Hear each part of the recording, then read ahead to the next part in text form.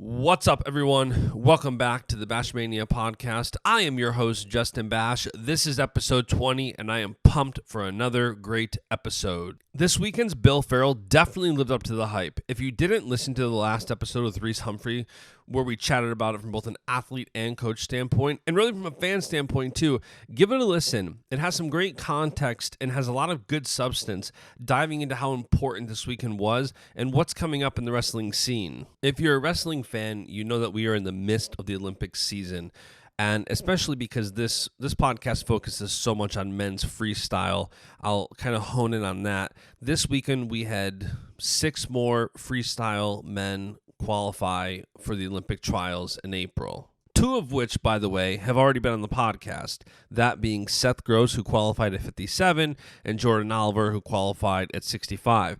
The runner-up at 65, Frank Molinaro, has also been on the show. All 3 of those episodes, great episodes. If you're looking for good wrestling content, those dudes poured their heart out on this podcast and gave so much value and entertainment to those listening. Those are definitely 3 episodes I would listen to. But my point is, we had 6 men qualify in freestyle for the Olympic trials in April, and I thought, what would be a better guest this week than to have one of those champions, one of those qualifiers on the show? So that's what we're doing. Today we have heavyweight Gable Steveson on the show. If you're a wrestling fan, you've more than likely heard his name. He finished 3rd this year at NCAA's as a true freshman. He's a junior world champion. He's a 2-time junior cadet world champion. He's no stranger to the spotlight, and he's no stranger to success within wrestling. Many actually view him as one of the faces of the sport for the future. So we're going to get him on the show, talk about this weekend's Bill Farrell, talk about the Olympics, talk about his plans for Minnesota, competing still in college this year, and see what he has to say. Before we get into the show, real quick, guys, if you like the show, subscribe. Hit that subscribe button. I promise you there are so many great wrestlers lined up to come on this podcast. If you're a fan of wrestling, if you're a parent of a wrestler, if you are a wrestler, whatever the circumstance may be, this is definitely a podcast you want to subscribe to. So with that said, let's dive into today's show. It's Baschamania! Let me tell you something, brother. He gave us everything he had in him tonight. What you gonna do when Baschamania runs wild on you? Oh, it's gonna be a good one. And business just picked up here on the podcast. Oh, yeah. What's up, Gable? How are you? Same old. How you been? Doing good, man. It was a blessing to be able to go to the Bill Farrell this weekend and kind of, it's the first time I've been able to, like, at the U.S. Open, it's kind of similar, but, like, the Bill Farrell is nuts because everybody's right there. Like, you're warming up as everybody's, like, walking around, like, just sitting down, kind of trying to find a spot to watch. So that was pretty cool to be in the midst of that. What was that like being at the Bill Farrell, competing in that environment? I think the Bill Farrell's it was ran real well. I mean, it was perfect. Like, kids can see us warm up, like how you say, like, right next to them. I mean, it's just everybody's like stuck like right on like right mat side, and I think it was perfect environment to wrestle that weekend. Do you get distracted at all by that? Nah, I mean it's always gonna be there. I just keep. I mean, right before the match, I'm always locked in. But before I talk to a few kids and say hi to a lot of people, so it's no big deal to me, I think. Yeah, I love it. Like, as a fan and being friends with you guys, like, I love it to be able to just say what's up. Like, I'm cheering for you and you look good. I never want to cross that line of like, all right, leave me alone. I'm getting ready for the match. Like, that's always at some of these events. So speaking of the Bill Farrell, how did it go? Did it obviously you won it. You're qualified for the Olympic trials. Did everything pretty much go according to plan? Yeah, everything pretty much went really good to plan. I mean, we've been training for this for a little while now. Just been focused on getting stronger, making sure I can go the whole match, and just build my speed up and everything else that comes with it. I mean, but it was a really good time to go out there and win the tournament. So we'll see if I do go to the Open, but probably not. I don't need to since I'm already qualified for it. But it was a good little time to get that out the way. Yeah, for sure. And I imagine now it's got to be a little bit of not a weight off your shoulder, because I know you had the confidence that you were going to be at the trials, but it's got to feel nice that it's done. You're qualified. Like, you have till April to compete where you want, to train how you want. What is what is your plan from that standpoint for the next, 5-6 months getting ready for the trials? Do you have your schedule kind of both college and freestyle? Do you have your events that you want to compete at? Yeah, right now I think we're just going with the flow. We have a few things that we got planned. We might go some places, but ultimately the goal is to just stay focused until Olympic trials, and obviously just keep going with whatever else I got going on. And you're not planning on taking the whole year off from Minnesota, correct? No, I'm not. So it's got to be cool, because I know that from an NCAA standpoint, the NCAA Championships being in Minnesota, what does that mean to you? It means really a lot. I mean, it's a perfect place to have it, the U.S. Bank Stadium. I mean, it's where the Vikings play, and hopefully they can sell out and get a lot of people in it. But I mean, like I said, it's a great place to have it right here, and hopefully all the fans will enjoy us going out there and doing our best, just like all the other college fans will. And it's really exciting to have it in our hometown. Yeah, for sure. It's got to be cool. And going back a little bit further, I feel like so many people know Gable as this just absolute stud of a wrestler. But going back to when you're younger, so many people dream of being world champions, Olympic gold medalists, doctors, astronauts, whatever it is. And I feel like it fades because it's not realistic for everybody. Like, I can dream to be a doctor, but I suck at college. I'm not going to be good. I can dream of being an Olympic gold medalist, but I just don't have the athletic talent. How old were you when you knew that, like, this is your path? Like, you have what it takes. I've always knew I could wrestle, but I mean, when it first started coming to me was probably like freshman year when I made my first world team, and then sophomore year I did it again, junior year I did it again, senior year it just kept going. Then probably freshman year when I did it first was probably like, wow, like we can actually go places with wrestling that no one knew. I mean, you always dream about being on Olympic and world team, but like until you see it, then you don't really know how wrestling actually goes outside of folk style. Right. And it's interesting too, because it's interesting even that I don't want to say it took that long for you to realize that that's where the potential is. I think you were being true with yourself and waiting what that competition is like at that next level. But to that effect, like, you're not somebody who loses often. As long as I've been following your career, you have a handful of losses. And I think you rebound pretty well, especially from an outsider standpoint, seeing kind of how you react. And when you're younger, does it get easier to kind of put in perspective what the loss means and not give up and say, like, okay, I lost and I'm only 9 years old, I can't be an Olympic champ, or I lost and I'm 14, I can't be an Olympic champ?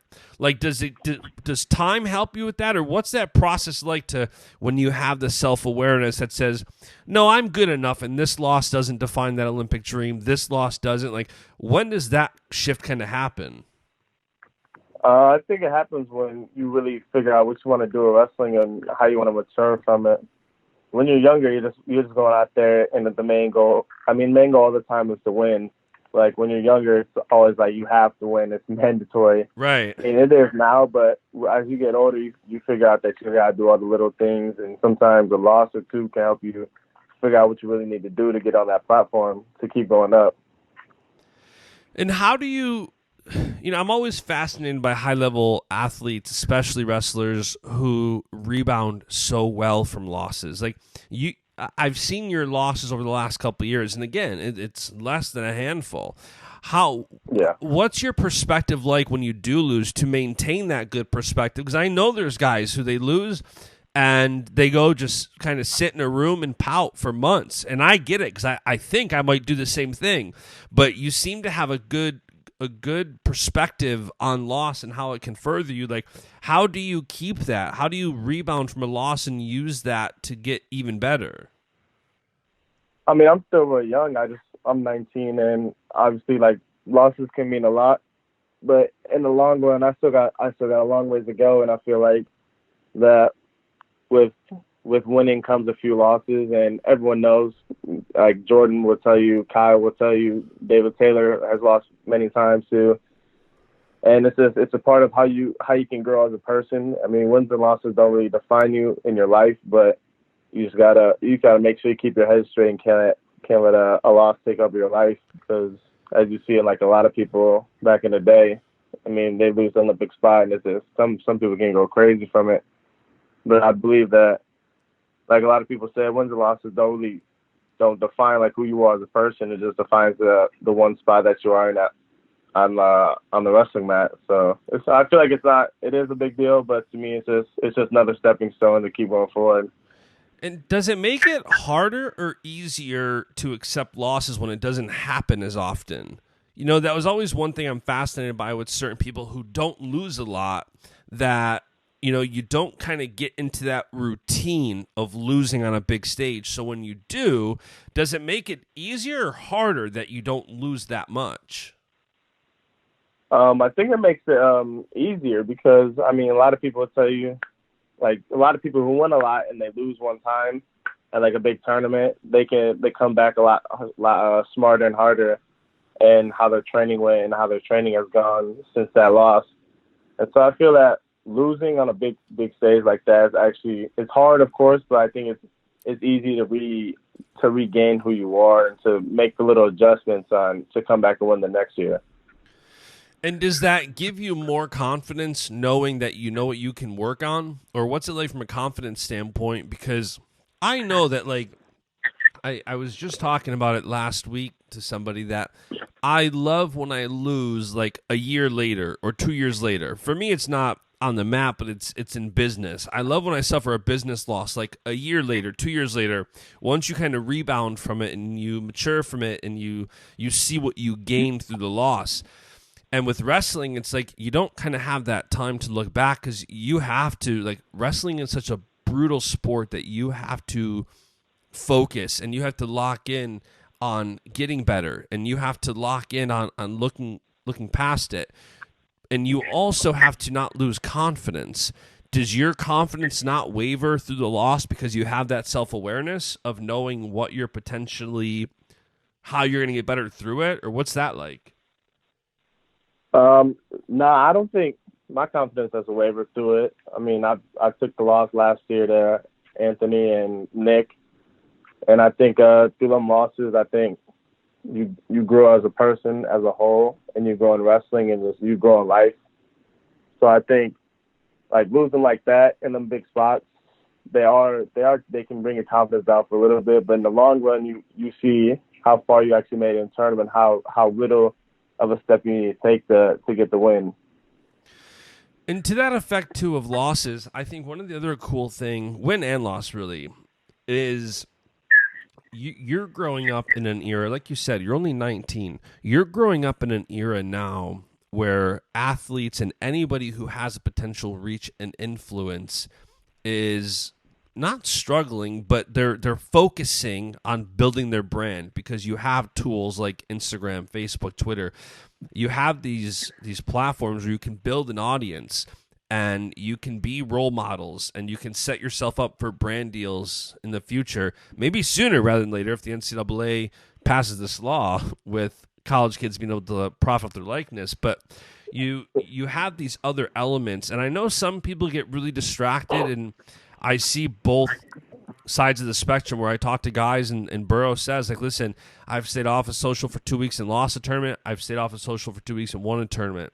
But a lot of kids and a lot of guys, adults, whoever, they get caught up in the comments. Like, when you're dealing with a loss, do you do anything different with social? Like, you engage very well with your fans, with your friends, with the community.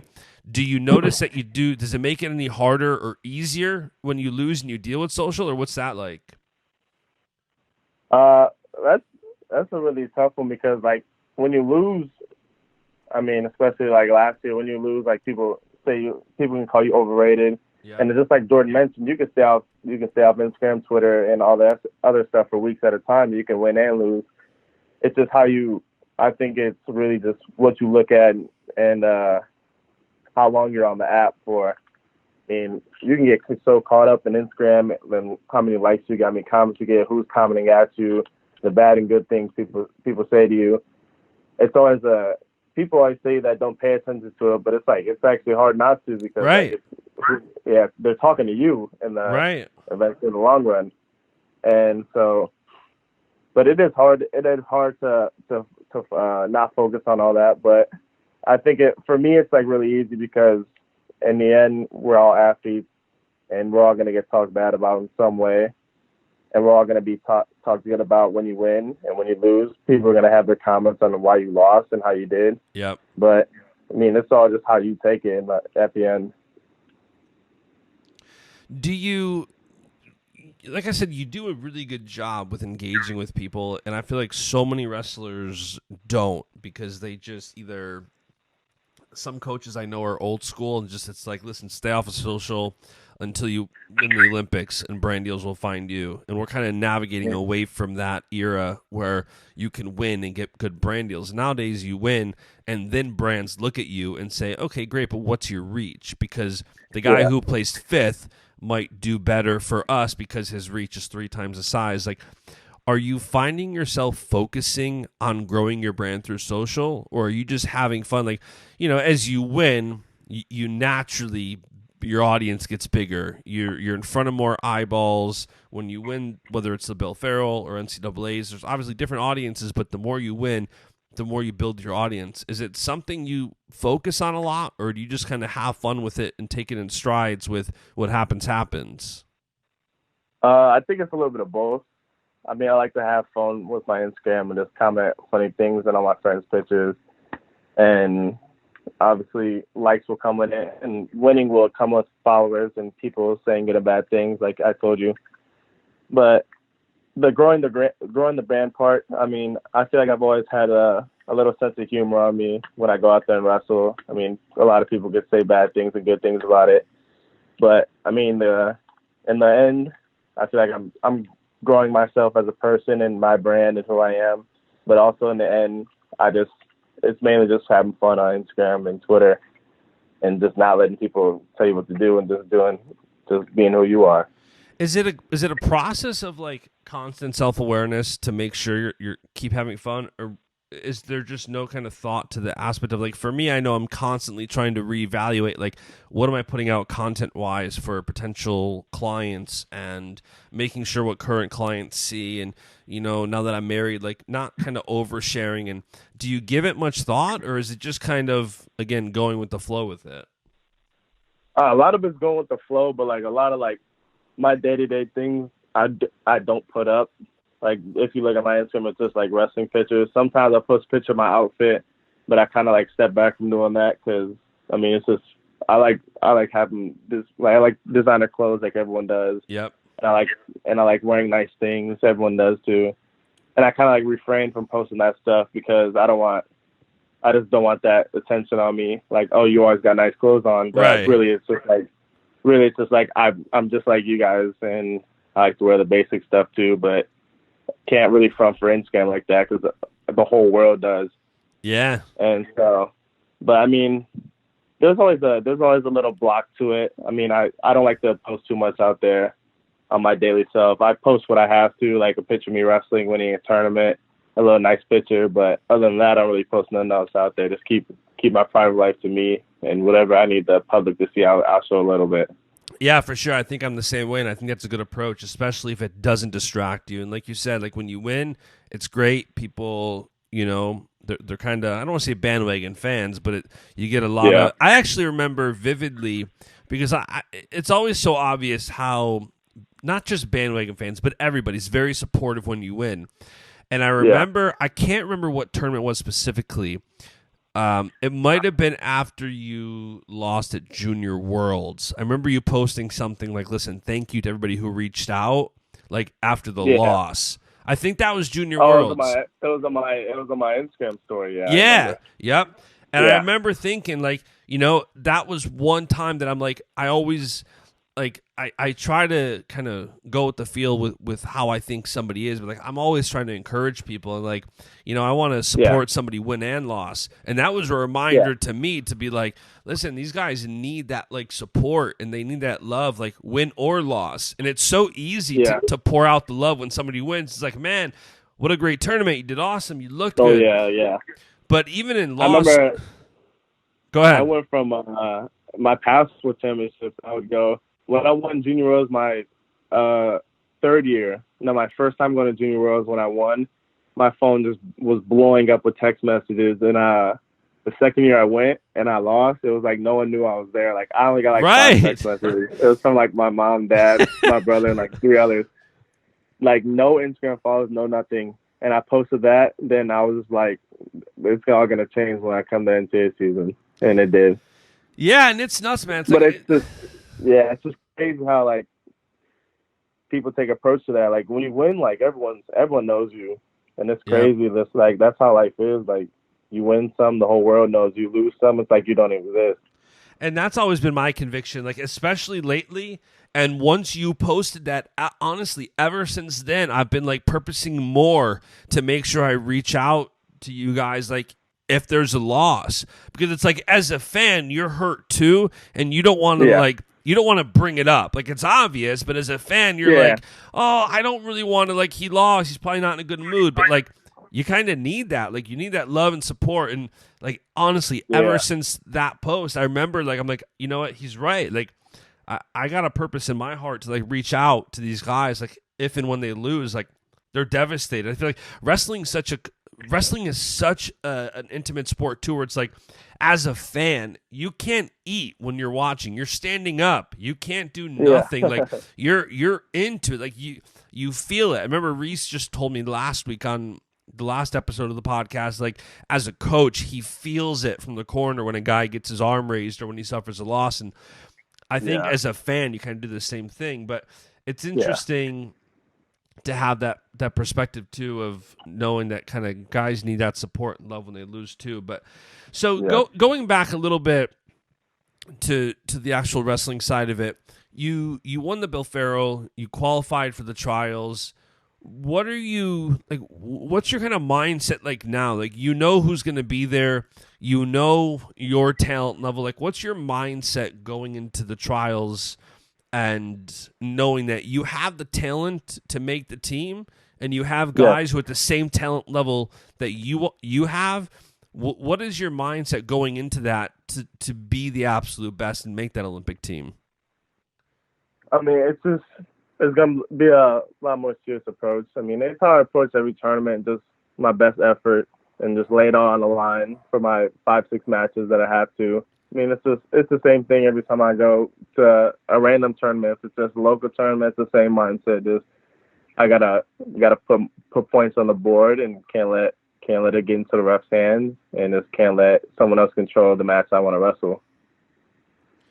And are you going to try to, is the mindset more wrestle as much as you can, especially freestyle, because, you know, you don't wrestle that much freestyle, but you're pretty dang good. You'd think you'd wrestle a lot more freestyle than you do. Like, do you factor in, like, especially knowing you want to, at least the second half of the season, be wrestling collegiately, do you want to do some more freestyle tournaments and just not really experience? You have the experience, but just that routine of competing freestyle. Do you have that kind of desire to wrestle freestyle a little bit more over the next 5-6 months and see what you can polish up? I don't know tournament wise. I think maybe one tournament would be good, but I mean practicing will be mostly focused on freestyle and folks obviously, of course, but I mean, I don't know. I've always had the freestyle touch, like for some random reason. It's always been there for me, and I somehow like don't lose it sometimes.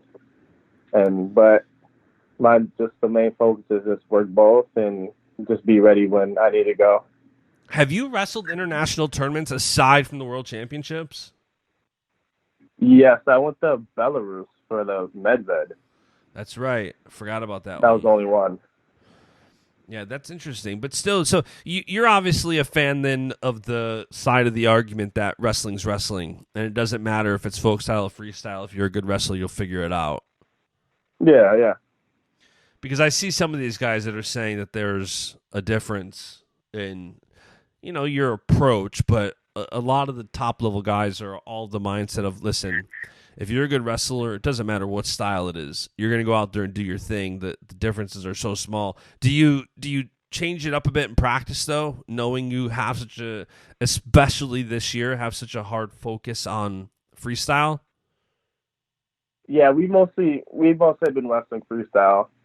I mean, my folk style sense will always be there, but this year it's getting after the freestyle season. And, I mean, it's not hard to forget how to wrestle on top, and it's not hard to forget how to actually get a step-out point freestyle. So, I mean, my focus is there for both. I mean, everyone has the sense for both, that if you ask someone who wrestles freestyle and folk style, it's the same thing, just a few tweaks like you mentioned already. By the way, speaking of tweaks and training, what was it like meeting Brock Lesnar? Brock Lesnar, growing up a WWE fan, like Brock Lesnar, WWE champion, UFC Hall of Famer. Like I'm not the biggest Brock Lesnar fan in the world, but growing up as a huge WWE fan. So to meet a WWE champion, and in your case, not just meet him, like I saw you met him backstage and whatnot, and Paul Heyman, which is super cool. But being able to train with him in a Minnesota room and having him come in and want to train with you, what was that like? I think to me, probably the best part is having a person like that, so like that high profile, actually come in and recognize who you are and come in and take you in his wing for a little bit. I mean, me and Brock, we're buddies, we're friends now, and he's a really good guy. I mean, people know me. You don't really hear from him or see from him, but a lot of people get the impression that he's just like the arrogant person out there. I mean, that's his job in WWE to be the bad guy on TV, like you told me. But I mean, it's just crazy to have someone like that. I mean, you see him on TV all the time. Like people wish they can meet him and be able to actually like have him come into the room and express who he is to me and show me his yeses and nos to things. Like I'm real grateful for all that. And did you go backstage at Raw then too? Yeah, I've actually been back twice. That's awesome. Did you grow up a WWE fan? I mean, I've always watched like Rey Mysterio and John Cena and them. Everyone grew up. I feel like everyone grew up a WWE fan. You can ask anyone who The Rock is, and people will know. Right. Everyone knows about it. But it's actually crazy to actually see like how things in WWE really go, like what they do behind the scenes, and it's actually like real crazy. Do you have any aspirations to go the WWE route? Yeah, I got a lot to go that route. I mean, we have good people here that can connect me to it, and hopefully just by putting my skill together and keep getting wins, I can build a brand like we talked about earlier, and it'll play out real well. For sure, man. And I just had Jerry Briscoe on the podcast, and he's one of their talent scouts, and he said that if you develop your brand and you learn those skills for talking on the mic, you can be a star. Yeah. And you obviously have like the size, you have the athleticism to be a heavyweight and do backflips. Yeah. Like, is it normal? Yeah. like that ain't normal. So, well, that's cool, man. I was curious about that because I knew I had saw the photo of you and Brock at Minnesota, and then I had saw was it you and Paul Heyman backstage? Yeah, it was me, Paul Heyman, and Brock. Yeah. Yeah, that's pretty cool. All right, cool, man. Well, listen, I am pumped for your journey to the Olympic trials and to the potential Olympic Games. I'm going to let you go. I know you have some training to do, and I appreciate you taking some time and stopping by the show. Yeah, thank you for calling me always. Of course, man. And guys, that is today's show. So go ahead and subscribe if you enjoyed this podcast. Leave a 5-star review. I promise you there are so many more good wrestlers coming up. But that is today's show. I will see you guys next time. And the beat goes on.